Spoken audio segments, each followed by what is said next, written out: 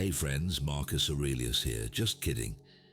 But we are going to talk some Stoic philosophy today on a topic those stone-faced ancients probably overlooked: the dangers of kindness. That's right, today's video breaks down the 9 most sneaky ways being nice can totally ruin and sabotage your life. Now don't worry, of course, we're not dissing virtue here. But even the road to ruin can be paved with good intentions when kindness is misguided. No teeth behind the smile, all gas, no brake. So whether you're a people pleaser who can't say no, friend turned therapist working overtime, or just a super nice gal or guy struggling with anxiety or stress from taking on too much in the name of helping, then this video is for you. We're going to look at how modern do-gooders can fall prey to the dark side of kindness, the resentment that builds, the lack of boundaries, the enabling all cloaked in sweetness and light, how staying centered in your purpose and knowing when to unleash some tough love is key for both your well-being and even those around you. So hit that like and subscribe if you want to avoid becoming a saintly martyr, or just a plain carpet for others to walk over. Now let's count down those 9 sneakily dangerous ways kindness can totally destroy you, starting with number 9.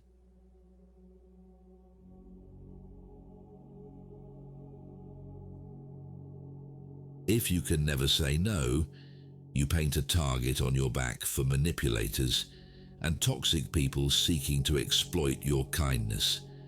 Rather than setting healthy boundaries that earn respect, you become a carpet for others to wipe their shoes on. Your empathetic nature makes you want to help, but those without scruples prey on this tendency, sweet-talking you into doing overly generous favors, not in your own self-interest. They seem sincere at first, tugging on your heartstrings with a sob story, but their motives are often self-serving or enabling destructive behaviors. Still, you can't bear to refuse them. This pattern repeats itself, slowly training those around you that you are incapable of declining requests. Over time, you transform into the ball that everyone wants to dribble down the field for their own agenda's sake. Your needs and goals get chronically backburned in order to appease and accommodate. And by never flexing the word no, others dictate your time and direction. Before you know it, your life whiplashes into whatever pressing fire or favor someone wants you to put out next, no matter how you suffer in the process.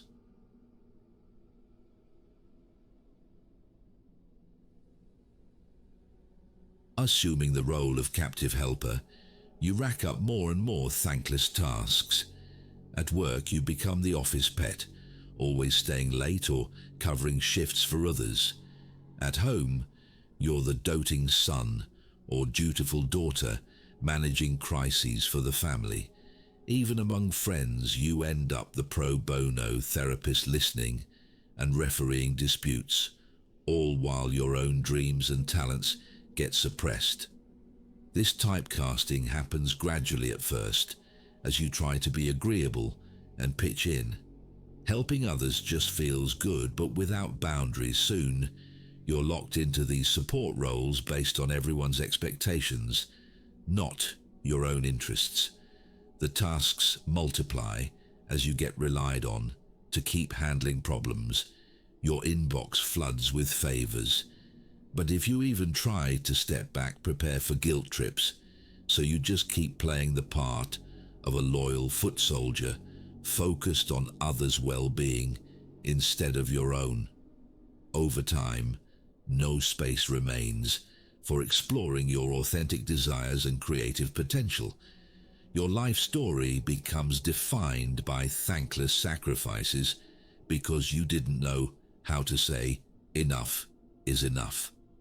Resentment simmers as your purpose gets eclipsed by putting out fires.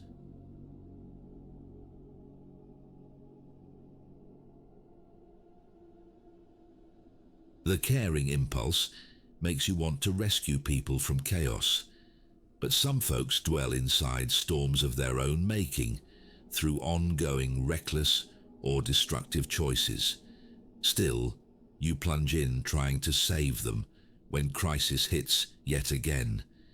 Maybe it's the irresponsible friend always needing a loan, the family member who won't get treatment, an abusive partner entangled in drama. You ache to shield them from negative consequences, believing with just a little more patience or money or empathy this time they'll change. But inner transformation cannot be imposed from the outside in. The desire must burn inside them. By repeatedly cushioning their crashes, you don't motivate that hunger for change. Instead, you inadvertently enable dysfunctional patterns to persist by removing the painful incentives that could prompt real growth. In your effort to be a kindly firefighter, you mainly prolong the blaze next time. The hard truth is, you cannot rescue those remaining victims, nor should you try co-signing destruction.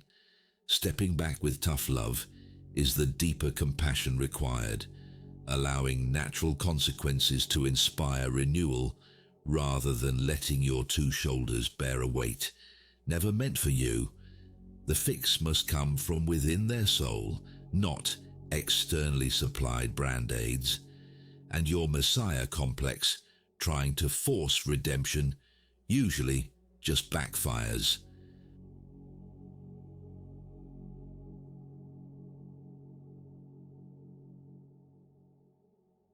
After so much sacrifice for so little reciprocation, anger starts simmering inside you like a volcano preparing to erupt.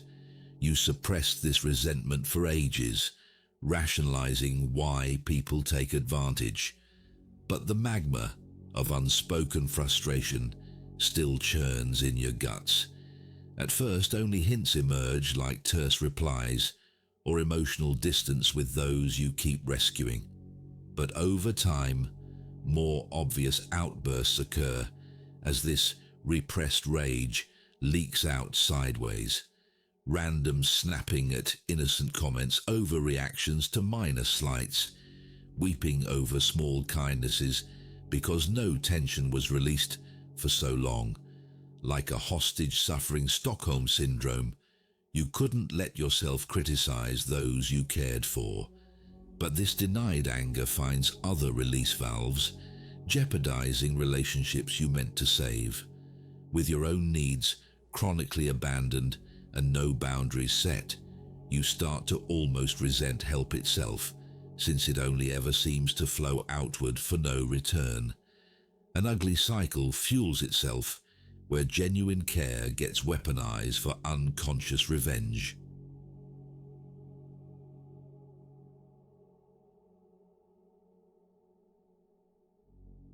The weight of everyone else's problems slowly crushes your psyche as you struggle to keep so many balls in the air.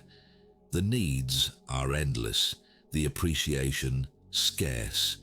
You feel anxious anytime you try caring for your own well-being rather than playing the non-stop crisis responder for others. Guilt wraps chains around every action not spent, providing free therapy or emergency aid. This constant tension taxes your nervous system, draining energy and disrupting sleep. Headaches, gastrointestinal issues, weight changes start to emerge from the strain. Your health erodes under the frenzied burden of meeting everyone's needs above your own. You startle easily, mood deflating, whenever another urgent text for help pops up on your phone. Dread accompanies each ring since more emotional labor always awaits you. Quiet moments get rare, time with loved ones sacrificed. Recharging your own depleted batteries begins feeling selfish. Fun and creativity cease as you desperately tread water, handling problems not your own. Slowly, the guilt and anxiety corrode any joy once found in kindness. Rather than uplifting, your drive to help now fuels a crisis-focused life racing to perform constant rescues without any harbor of peace.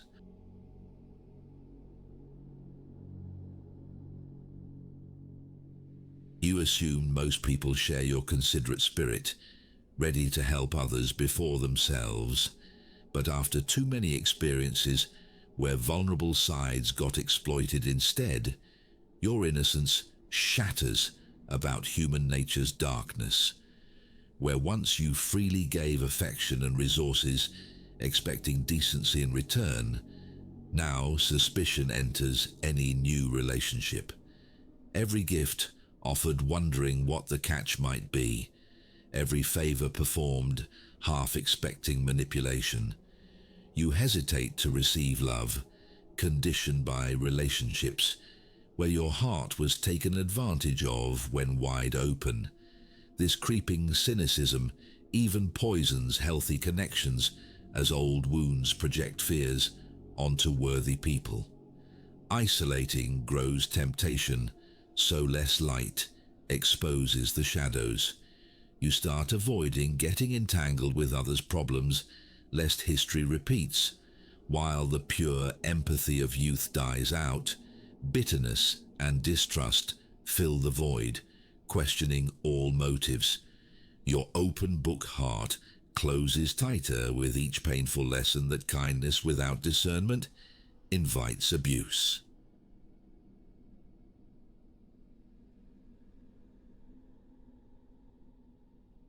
The alcoholic parent. The friend is addicted to drama, the sibling playing victim after each troubled relationship.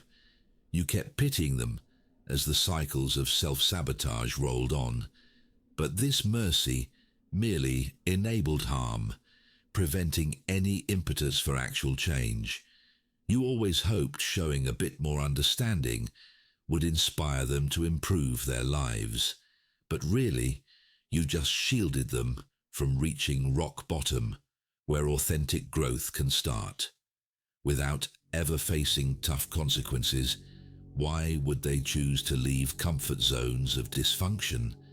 You wanted to be the sympathetic ear, but truly, the listening just facilitated venting out pain rather than taking action to transcend it. The dark revelation is that care without boundaries nursed these unhealthy patterns along, rather than lifting anyone to higher ground. You confused enabling destruction with compassion, and by preventing any wake-up calls, you sentenced them to more lifetime sentences of suffering, while patting yourself on the back for being so nice.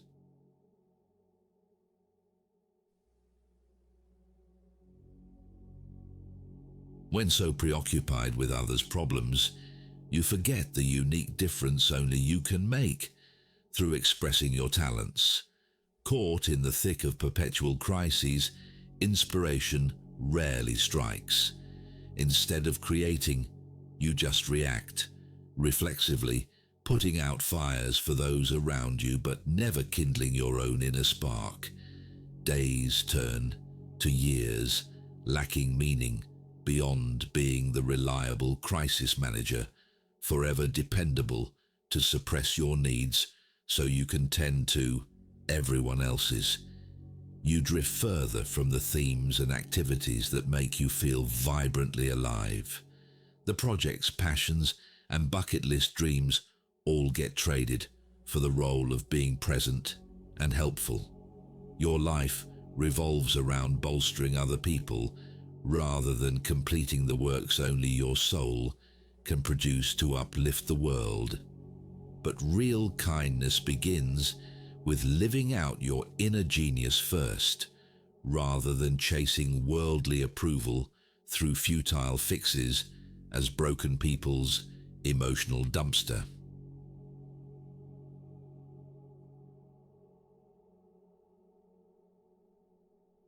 The road to ruin glistens with good intentions, but discernment illuminates the way to nurture rather than enable suffering. You must know when empathy without accountability fosters dysfunction by removing incentives to change. True kindness understands the line between supporting growth versus playing the victim's enabler. The wise course takes courage, centered firmly in purpose. Judge not the soul, but judge sharply, whether your help heals or harms. Condemning cruelty requires confronting it eye to eye first. Mercy without justice robs people of learning life's lessons, so they instead repeat mistakes expecting rescue. Tough love manifests deeper compassion. Listen and hold space, but set boundaries so your shoulder isn't used to cushion self-destruction. Don't fasten people to crosses they need carried out from. Eventually, absolve, understand, but also expect better, so they expect it from themselves. Where there is no condemnation, there is no need for forgiveness either. So be the healing mirror, reflecting highest potentials if clouds part, rather than reinforcing rain. And never tie your worth to fixing anyone except your own noisy mind first. This is how kindness cures rather than kills.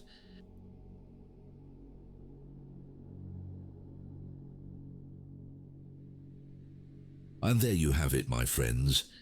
The 9 stealth ways kindness can undermine your life unless balanced with wisdom. We've seen how saying yes without discernment trains manipulators to exploit your goodwill, how virtuous sacrifice can lead to resentment when nobody reciprocates, and how rescuing those who remain victims just ends up fueling more misery through enabling. The key is recognizing when empathy without accountability does more harm than good, hurting both others by reducing incentives to improve, and yourself by abandoning healthy boundaries. So remember that while compassion is divine, also cultivate courage and centeredness so your light benefits but does not burn. Be an ally, helping catalyze growth rather than just persifling tears, and never misconstrue true care with being the continual shock absorber for dysfunctional patterns. Of course, the Stoics never really warned against kindness itself, just emotional excess unchecked by reason to guide it.